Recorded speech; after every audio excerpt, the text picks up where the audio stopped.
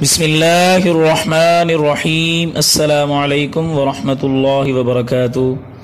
یرقان کے قرآنی علاج کے ساتھ آپ کے اپنے channel Nadeem Akhtar T V میں ایک نئی ویڈیو کے ساتھ حاضر ہوں۔ امید کرتا ہوں انشاءاللہ العزیز یہ ویڈیو ہم سب کے لیے بہت فائدہ مند ثابت ہوگی۔ قرآن پاک سے یرقان جیسی موذی بیماری سے کس طرح چھٹکارا حاصل کیا جائے اور اس سے کس طرح جان چھڑائی جائے، اس کے بارے میں آج ہم آپ کو ایک قرآنی وظیفہ بتائیں گے۔ جیسا کہ آپ جانتے ہیں یرقان ایک خطرناک بیماری ہے، چاہے کوئی بڑا ہے یا چھوٹا سب کے لیے ہی خطرناک ہے۔ یہ ایک ایسی بیماری ہے جب یہ بڑھ جائے تو انسان کو قبر تک پہنچا دیتی ہے۔ آج ہم آپ کو بتائیں گے قرآن پاک سے اس کا علاج کیسے اور کس طرح ممکن ہے۔ ہمارے ساتھ رہیں، ویڈیو کو کہیں سے سکپ نہ کریں، یہ ویڈیو بہت فائدہ مند ہونے والی ہے ہم سب کے لیے انشاءاللہ۔ اس سے پہلے آپ سے ہماری ایک چھوٹی سی گزارش ہے، اگر آپ نے ابھی تک اپنے channel Nadeem Akhtar T V کو سبسکرائب نہیں کیا تو جلدی سے سبسکرائب کر دیں اور گھنٹی کے بٹن کو دبا دیں تاکہ ہر آنے والی ویڈیو سب سے پہلے آپ دیکھ سکیں۔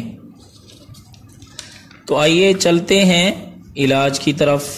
اس کا طریقہ کار آپ کو میں سمجھا دیتا ہوں، اچھی طرح سے سن لیں اور سمجھ لیں۔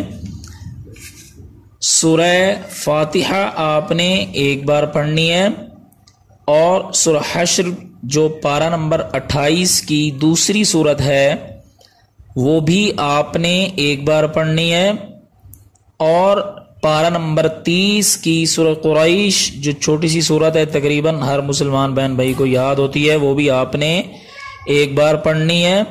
یہ تینوں صورتیں پڑھ کر سادہ پانی پر آپ نے دم کر لینا ہے اور وہی پانی آپ نے مریض کو پلاتے رہنا ہے بوقت ضرورت۔ جب بھی مریض پانی مانگے آپ نے یہی پانی پلانا ہے۔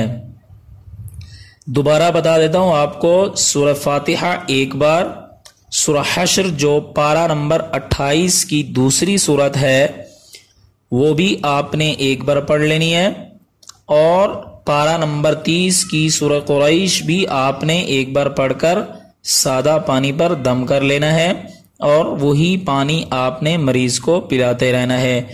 امید کرتا ہوں انشاءاللہ العزیز یہ ویڈیو ضرور فائدہ مند ثابت ہوگی۔ زیادہ سے زیادہ ویڈیو کو شیئر کر دیا کریں صدقہ جاریہ کی نیت سے۔ پھر حاضر ہوں گے ایک نئی ویڈیو اور نئے وظیفے کے ساتھ، تب تک کے لیے اللہ حافظ، والسلام علیکم ورحمۃ اللہ وبرکاتہ۔